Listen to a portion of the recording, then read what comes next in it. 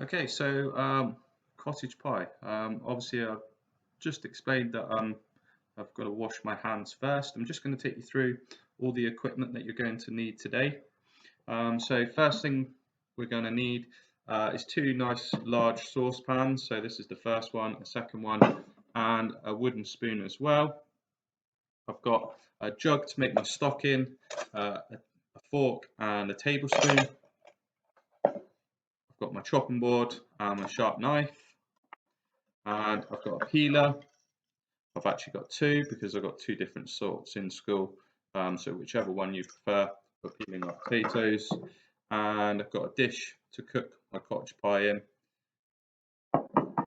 and I've also got a bowl that I'm going to put my waste and peelings in.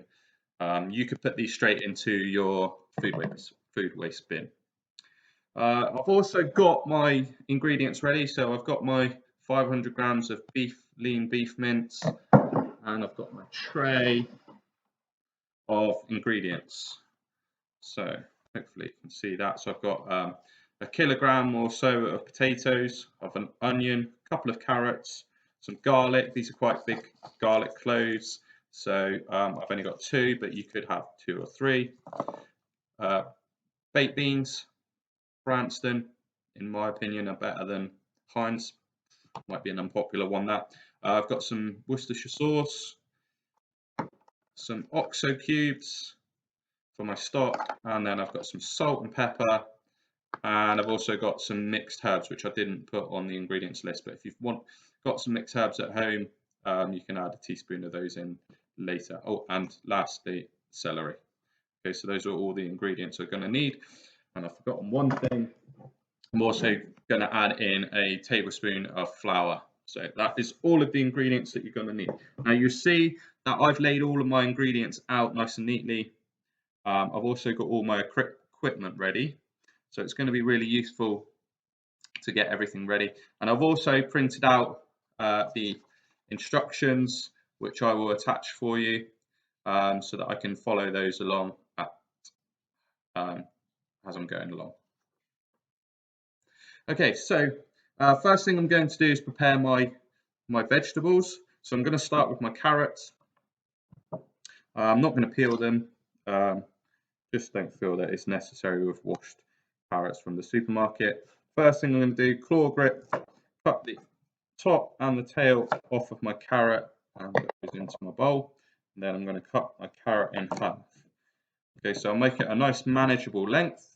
Again, I'm going to use my bridge to cut the carrot into patterns. Now, if you've got a really big carrot, you might want to cut three ways there, but with a medium-sized carrot like this one, we're fine with just cutting them in two. And then from there, I'm going to use my claw just to carefully cut my carrot up there. Okay, so repeat again.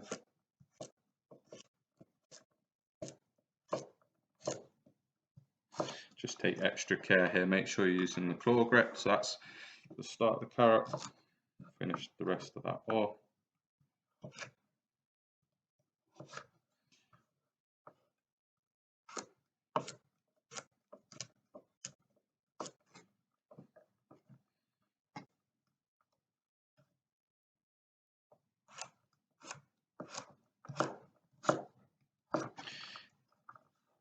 Okay, you don't need to rush this. It's just I'm probably going a bit fast, just to sort of speed up the video, make it not a super long video for you to watch. Again, bridge over the top of the carrot. I'm going to cut that in half and make two battens, same, and then repeat the same process. So again, trying to get fairly even size pieces of carrot here.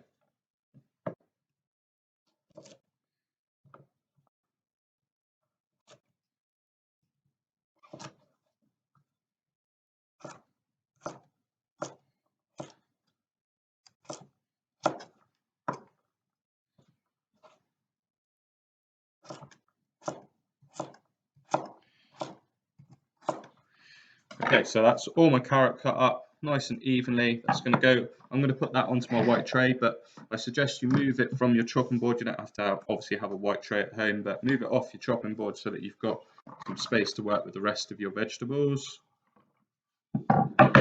Next, I'm going to do my celery. So I'm going to top and tail celery again. And I at the thicker end here, I just like to make a cut down through just to make sure I don't have huge great bits, mainly because my son's quite fussy and he'll pick them out otherwise. And then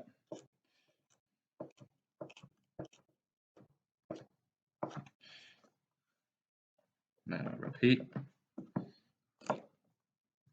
top and tail, make a cut.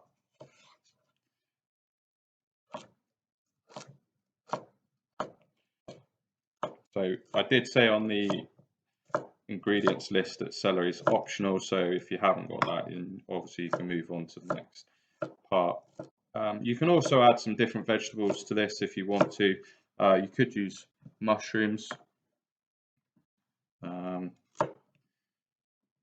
if you wanted to, or you could, have your vegetables on the sides, which is probably what I would do. So I'll have some peas, maybe some sweet corn, some kale on the side.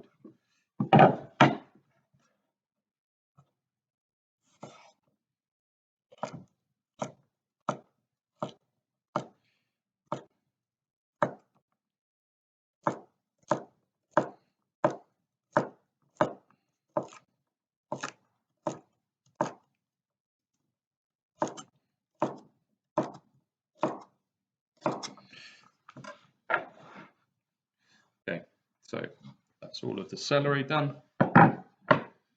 Next, I'm going to do my onion and then my garlic. So, onion, again, just talk you through the onion just as a reminder. So we've got the root end here and the stalk end here. So we're going to take the stalk end off first. So carefully on that first cut because it will wobble a little bit on the board. Okay, and then I'll remove some of the root, otherwise you just end up with it all over your board. And then I'm going to go through the middle of the root. So I'm cutting, bridging over the top here and cutting through. So I've taken my onion in half and then I'm going to peel from there, taking off all of the dry outside layers. So what you might notice, I don't know how well you can see on the visualizer, getting there with it.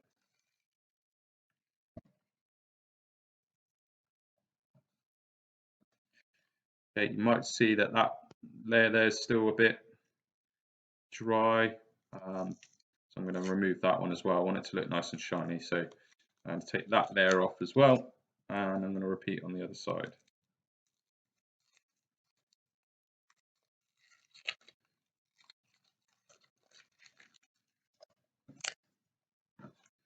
Right, so for this we're going to dice the onion. So we're going to have the root facing away from us, and we'll carefully put the point of the knife in and cut down towards the root.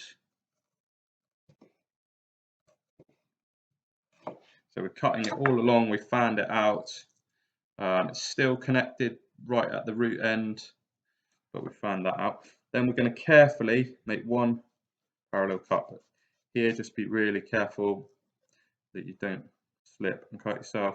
And then again, holding the onion together as best you can, we're just going to carefully cut in the other direction, which is going to give us our dice. Once it becomes this sort of size, then it's going to become a little bit unstable. So again, we're just going to put it onto its flat edge and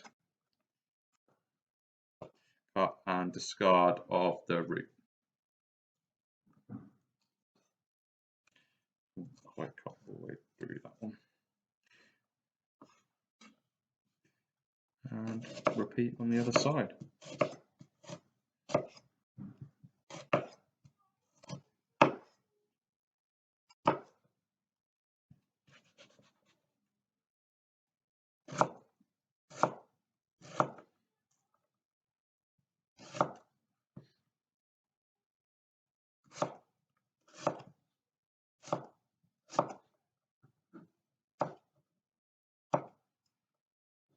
Okay, and there's my onion diced, fully diced.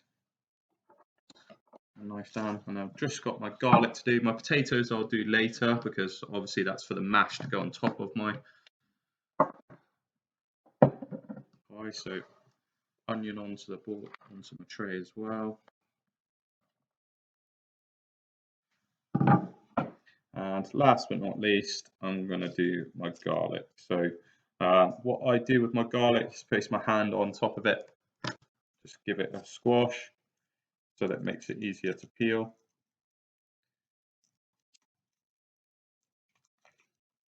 These are massive cloves of garlic. Okay, so I've got a little bit that's almost a double one. I've got a little bit there that's a bit of a blemish, so I'm just going to remove that.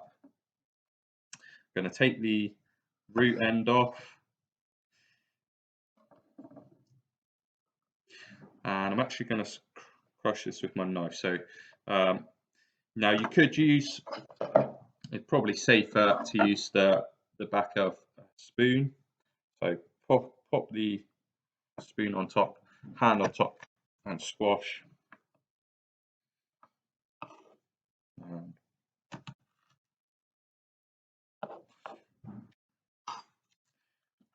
repeat this on the second one.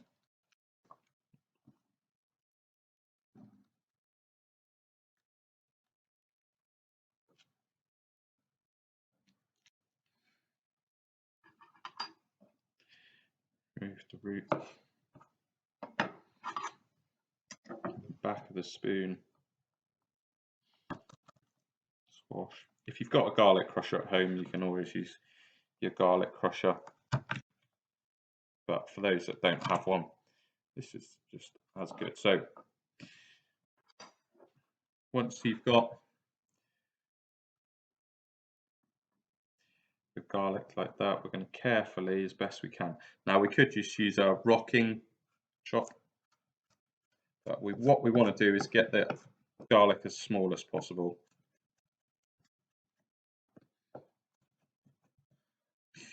Board's moving, so bring it back into a pile.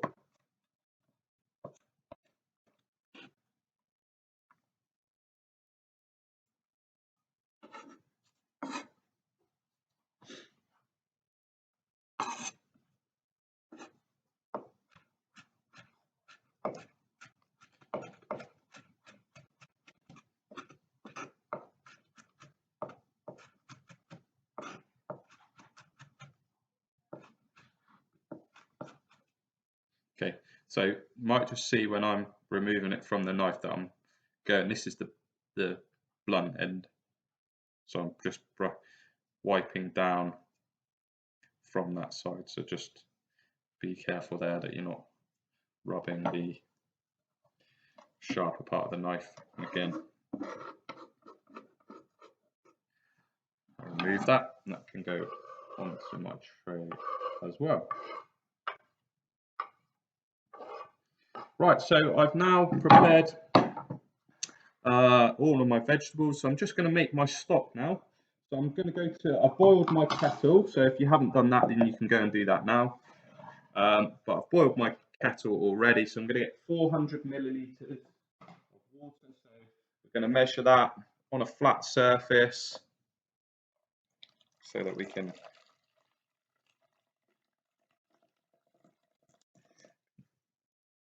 nice and accurate. And then I'm going to add in my stock cube. So I don't know if everybody knows, but you can open the flaps of these and squash them without breaking it, and it will almost pour in.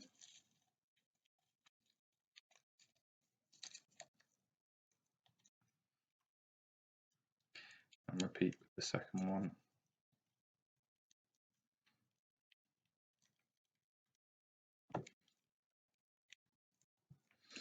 Give it a squash.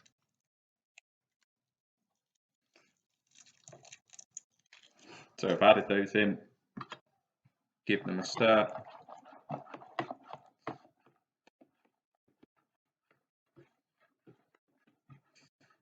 Right, that's one thing about garlic is it's quite sticky, so as you'll find. So I'm going to go and wash my hands.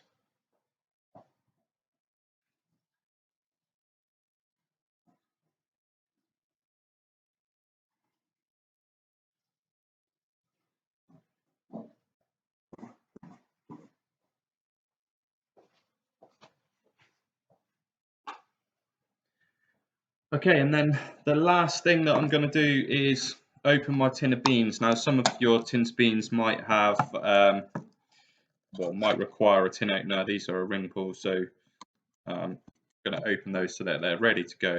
What I want to do is have everything and ready to go. So I'm going to pause it here. That is our preparation done. I'm going to move the visualizer around and take you over to the hob so you can see the cooking part of the cottage pie.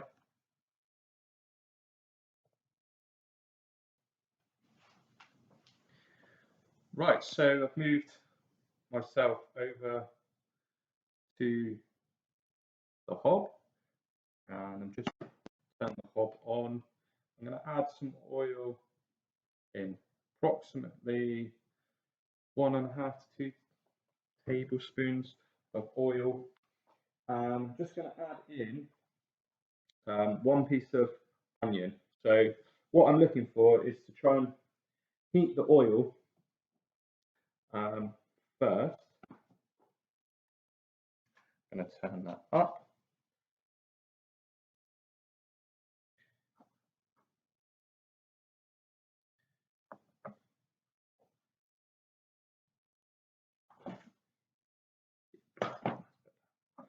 So first of all, I'm going to turn this up all the way, first of all, just to heat the oil.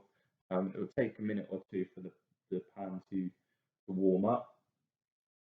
I've moved all of my ingredients over next to the hob, so they're not in my way, but they're close to hand, so I can reach them and get them when I need them.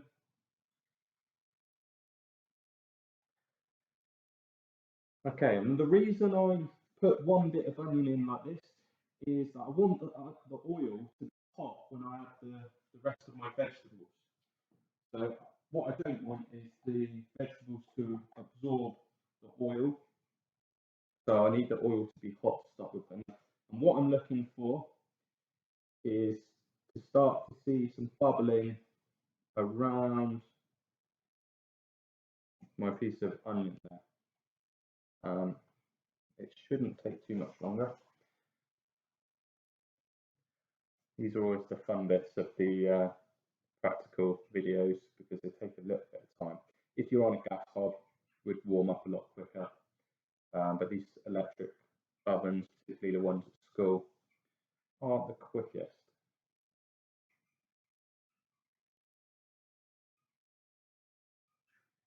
Right, I think we're getting some heat coming through there now.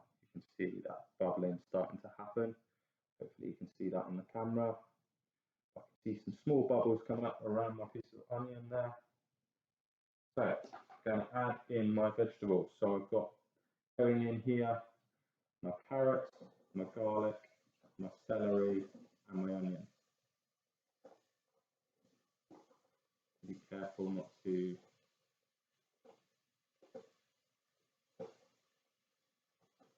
splash yourself with oil. Hopefully you can pick up on the visualizer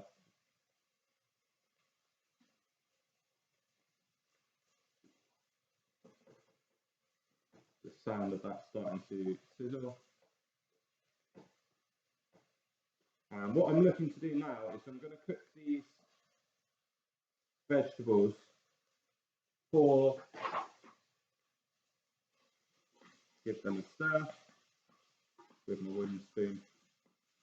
So I'm going to turn this down a little bit. So I don't want this to cook too quickly, but I'm going to soften the vegetables. So I've gone to a medium temperature on my hob.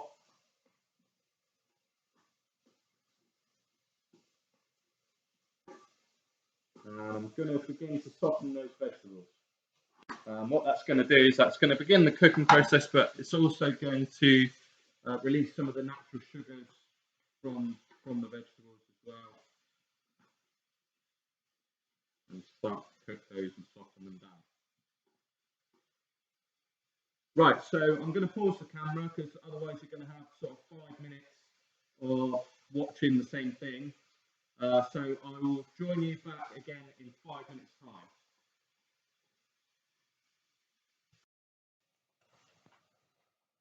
Okay, we're back. So 5 minutes. You can see these vegetables are softened up, but you will need to keep an eye on your here. So you can see these vegetables haven't really browned; they're just softened. So if they're starting to stick on the bottom, you could just add in a little splash of water just to stop them from sticking. But that's why I put in a reasonably generous tablespoon of oil just to help those. Okay, right, so next thing I'm going to do is turn the heat up on the hob. So I've turned that to full temperature on my hob here, and I'm going to add in my beef mince.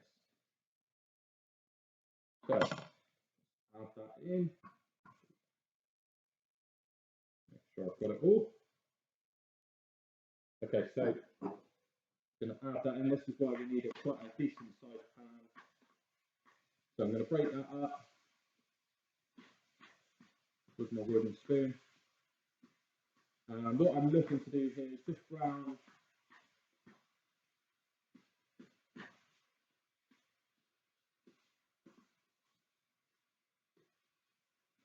my mince. So basically, this will take as long as it takes. You're just looking for the meat to turn from red to brown, and just breaking up any big lumps.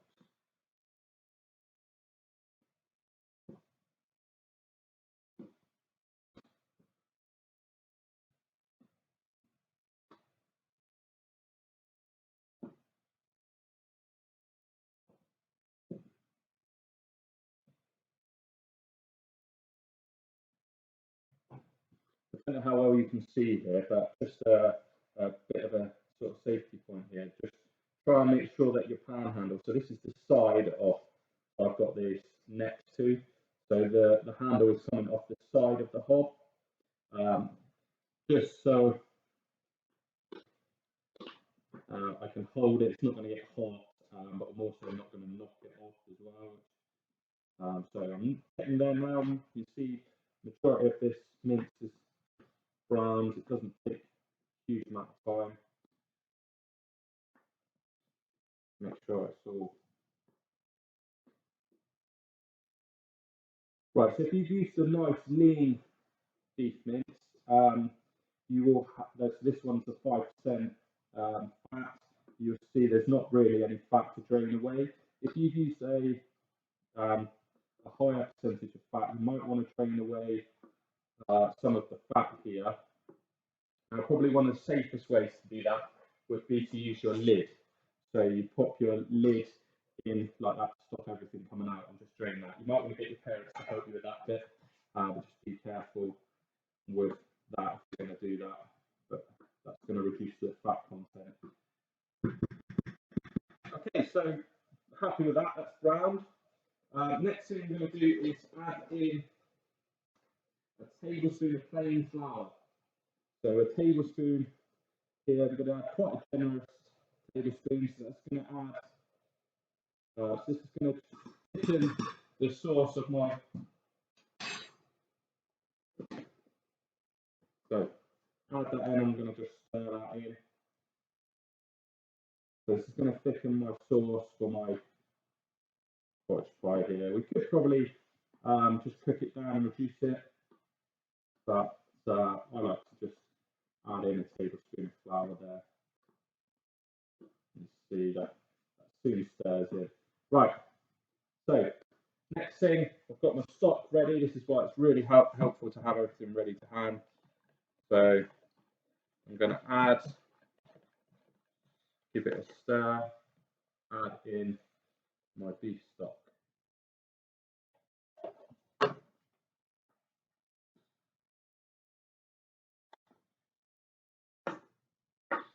Right, so my hob's up on full temperature. So you can see there I've got a bit of a gravy. Okay, and then next thing I'm going to add is my Worcestershire sauce. So I'm going to get my tablespoon. Now I do this over the top of the pan. So I'm going to add one.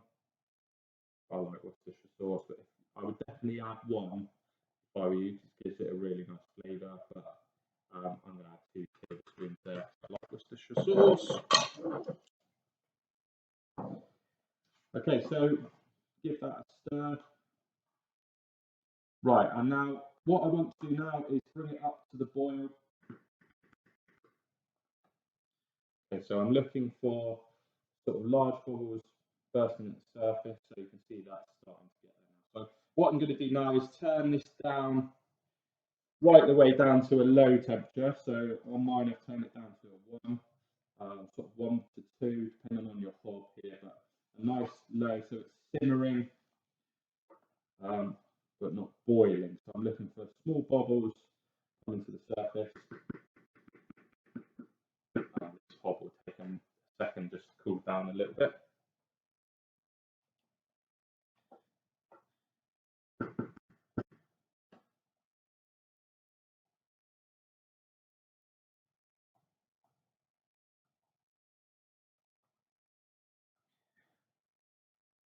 So I want it to be simmering away. And I'm actually going to leave this to simmer and reduce down for about 20 minutes or so. I often find this that the longer that you simmer it for, the more the flavours will develop and the nicer it's going to be. So we want to reduce that down. We want to also cook those vegetables that are in there. So I will pause my recording and I'll come back to you in 15 minutes. We'll have a look then, and then we'll see whether we need to do it for longer or whether we can move on to the next steps.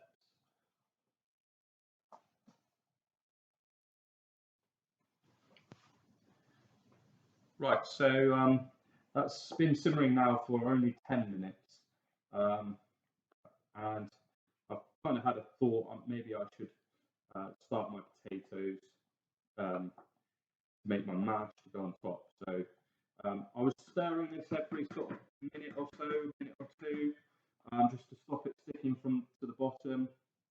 So make sure when you're doing that, you get all the way so that your spoon's touching the bottom, and make sure nothing's sticking. And I'm going to add in, whilst I'm here now, I'm going to add in about half a teaspoon to a teaspoon of pepper. I'm not going to add any salt because there's salt in the oxo cubes and there'll be some salt in the Worcestershire sauce. And I'm also going to add in roughly a teaspoon of mixed herbs. So stir those in.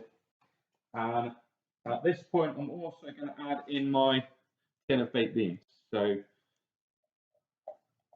you don't have to add baked beans in. You could put some peas in there. But I really like baked beans in a cottage pie. I'm sure a lot of you will too. I also find they give a bit of tomato-y sort of flavour. So give those a stir in. Yeah.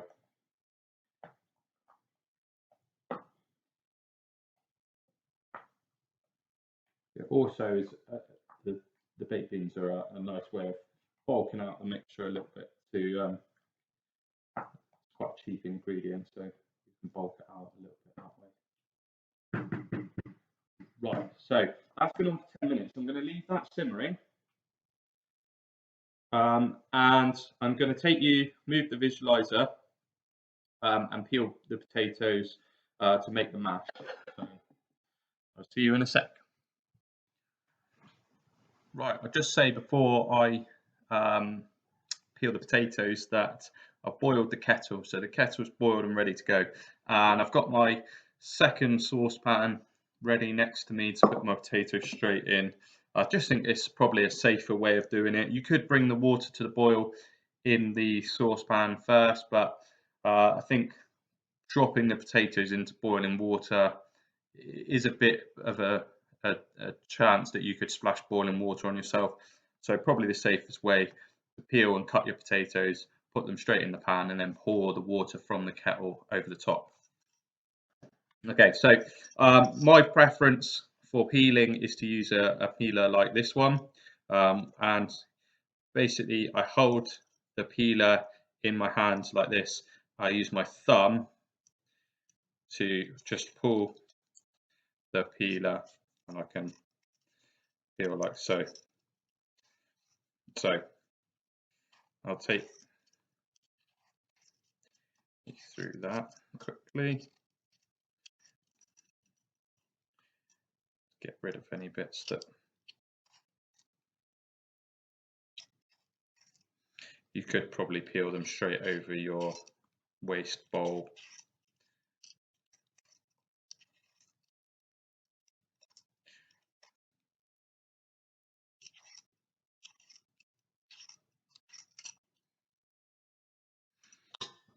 Okay, so it's the first one peeled. Get rid of my peelings into my bowl, and I'll just show you how I'm going to cut these. So this is a reasonably small potato, so I'm just going to go bridge over the top, cut it in half, and quarters, and then straight into my bowl, into my pan, sorry. And again, so we've got potatoes that are that sort of size. Again, I'm just going to repeat. I'll show you with the other peeler. Some of you might have this one at home. With these, I would just say make sure you're peeling away from your hand, so you're pulling down and away. The ones we have in school here, these black and white ones, are actually pretty sharp, so you just got to be careful with your fingers. Just work your way around.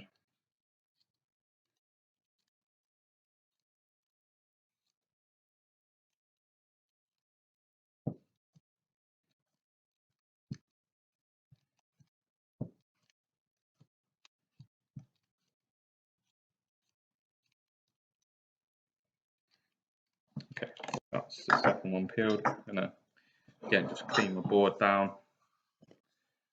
and cut that one up. So bridge over the top, bridge in, and put them into the pan. So I'm going to pause you there. I'm going to peel the rest of the potatoes because you don't need to see me do that. But yeah, I'll join you in a minute when I've peeled them all. Right, so I'll just move the visualizer. So I've peeled all the potatoes now. Just make sure that whilst you're peeling them, if you take a bit of time to do that, that you're stirring your filling so it's not sticking to the bottom. Otherwise, you might find that it will burn. So make sure the spoon is scraping right around the bottom of the pan, making sure it's not sticking. And I've now peeled my potatoes. I'm going to pour in my boiling water from the kettle. So just be careful with this bit that you don't splash yourself with water. So we're just going to cover those. And on there. And I'm just going to place a lid on those just to help bring them to the boil a little bit quicker. So they're going to come to the boil faster there with the lid on.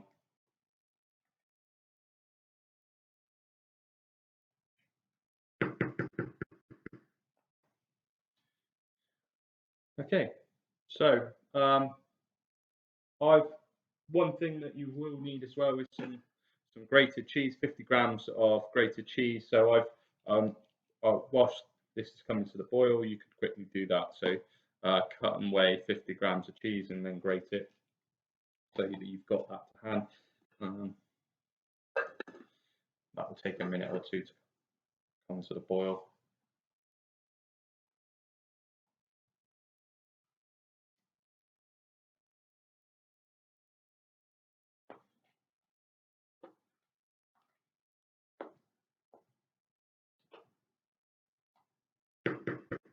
Now, I would say if you're going to cook this and have this straight away for tea, it's going to take probably half an hour or so to cook in the oven, 25 minutes to half an hour. So you would want to preheat the oven. Now, if you're going to pre-make it for tea and have it, you could have it the next day, or you could bake it in the morning and have it in the evening. Then you could cook it up to this point, or get it all assembled, and then it could let it cool down for a bit, and it could go in the fridge for later. What I would say though is you might want to increase your cooking time. If you put it in the fridge, then you probably want to increase your cooking time by about 10 minutes in the oven, just because if it's been sat in the fridge for a few hours, then it's going to take a bit of time in the oven to get up to temperature. You don't want cold in the middle of cottage pie, so just adjust your cooking times accordingly there. Okay, so not quite there yet. Make sure you're keeping an eye on this because you don't want it boiling over.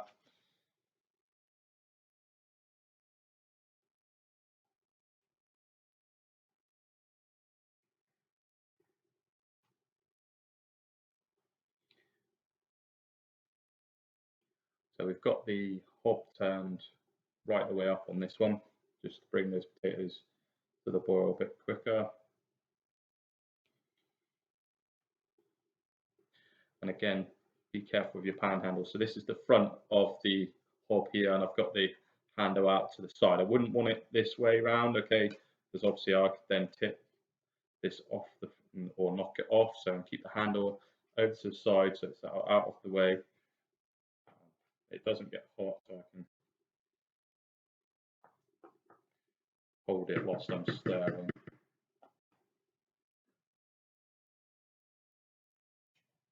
Nearly there.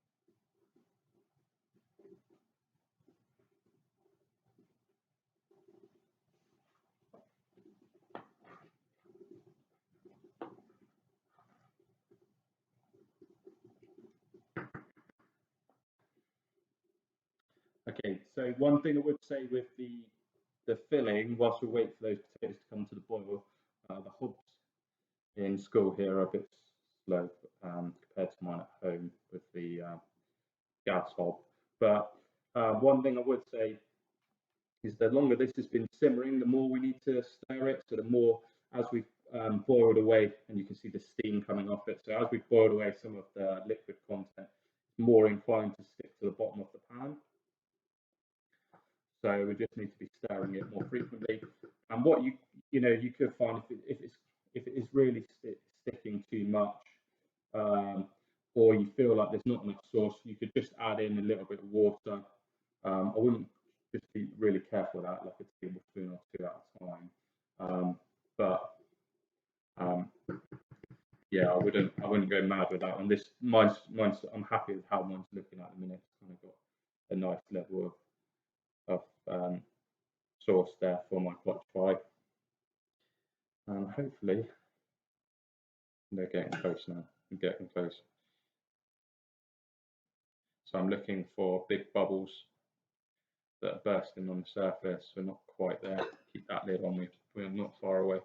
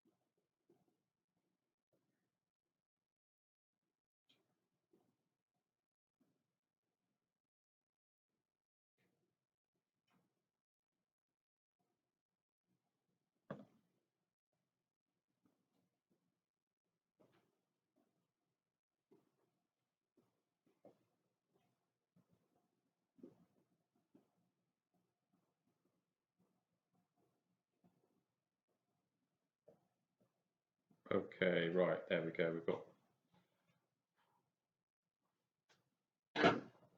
right. That was snail's pace. Right now, so you can see large bubbles bursting on the surface there.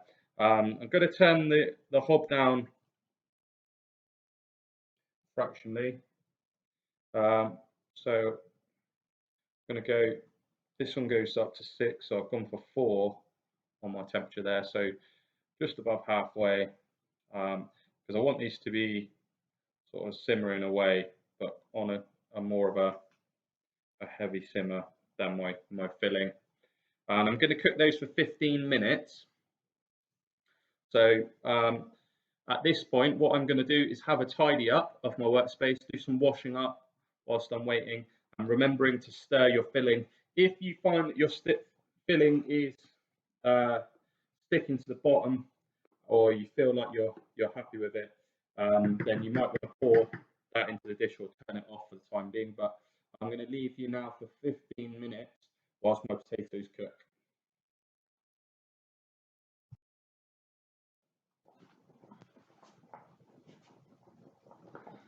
Okay, so our potatoes have been simmering now for 15 minutes. So what I'm going to do is just check with a sharp knife that they're nice and soft, which they are. The knife goes in quite easily without much effort to push it in there. So I'm going to turn those off. Okay, and then I need to drain the water. So the safest way to do that is for me to use a colander. Okay, so I'm going to use a colander to drain those. And then I'm going to mash my potato. I forgot to say on the recipe, but hopefully you'll have some at home. So I'm going to add 50 grams of butter into my mash. You could add a splash of milk as well, but I'm going to add 50 grams. If you don't have butter at home, you could use margarine. That would be absolutely fine. So, right. So I'll take these potatoes over.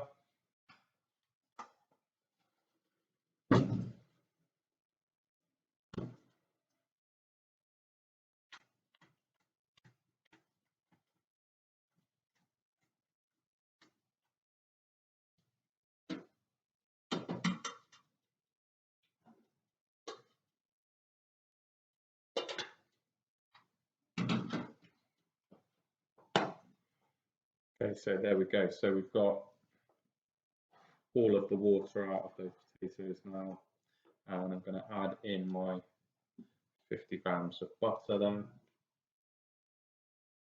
And I'm going to go and get my potato masher.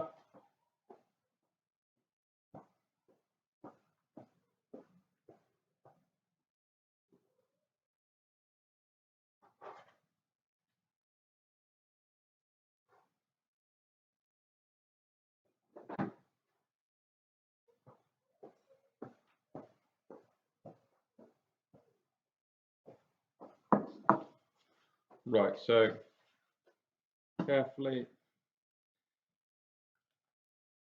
begin to mash those potatoes.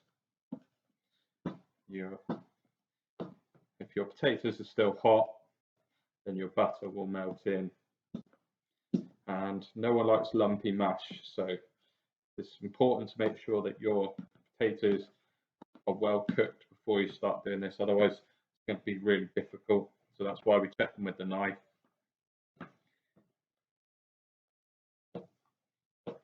Make sure you're getting all of the potato mashed.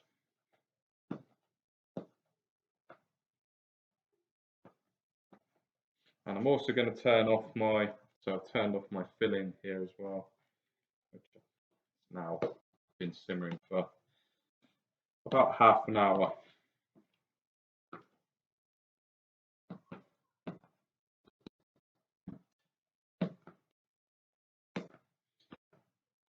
So if your mash is a little bit firm, you could add a splash of milk, a tablespoon.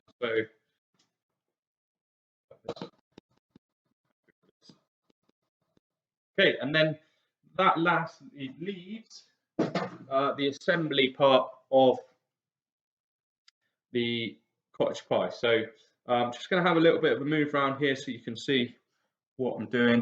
So I'll just move the visualizer into position so you can see. And I've got my oven-proof dish. So first thing that's going to go in is my filling. So pour that into the bottom. Scrape all of that around. Hopefully you can see that. Be careful of that pan. If you find it heavy, then it might be a good time to ask parents just to help you with this stage.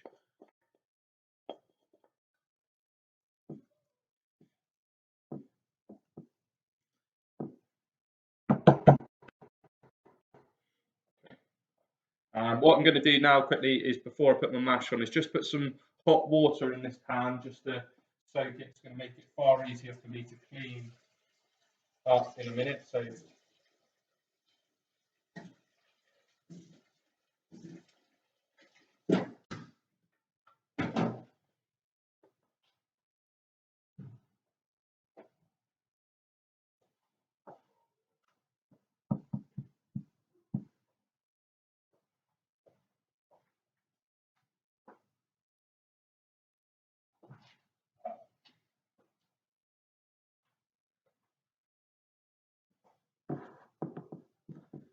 right, so next thing I need to do is add my mashed potato on top.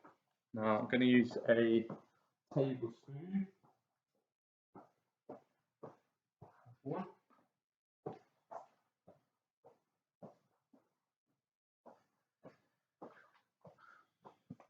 So you might want a fork for this as well, but the first thing what I'm going to do is just start dotting the potato on top.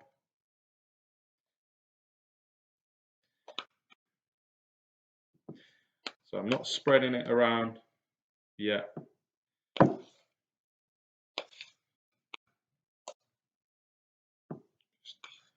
dotting it all over.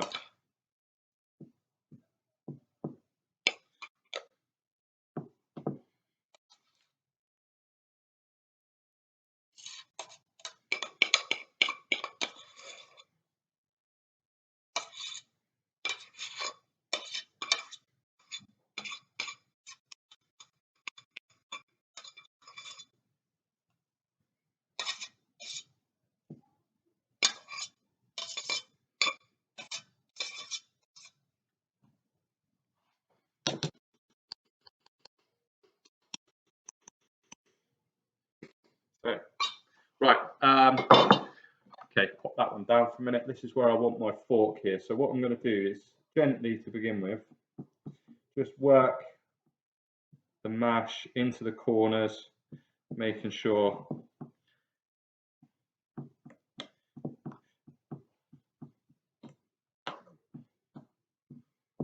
got a nice even covering, and actually the fork will give you a bit of a sort of pattern on top as well.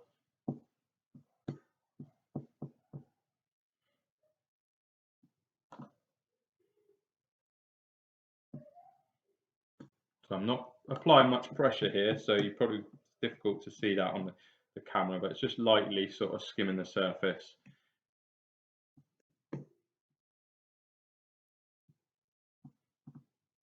And there we go. Right, so last but not least, just our 50 grams of cheese.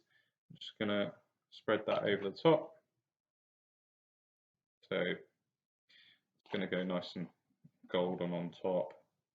I mean, you could easily do this without the cheese, but I do think it adds a nice flavour to the top of the mash.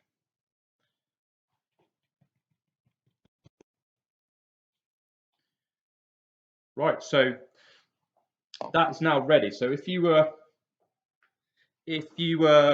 having this and you were sort of ready to put that in for tea, then that could go straight in your preheated oven at 180 degrees, gas mark 6, for about half an hour. So what you're looking for really is it to be bubbling up sort of the sides, and the top to be nice and golden. One thing I would say is probably wise to, I haven't got one here, but probably wise to put a metal tray underneath this. One, it's going to make it much easier for you to get it in and out of the oven. But two, if any of the sort of filling sauce were to bubble over, then it's going to be caught by the tray and not on the bottom of your oven. Okay, so what I'll do is take a picture of this as the finished product, but and I'll show you that at the end. Okay, hopefully you enjoyed that, and are going to have a go at making that at home.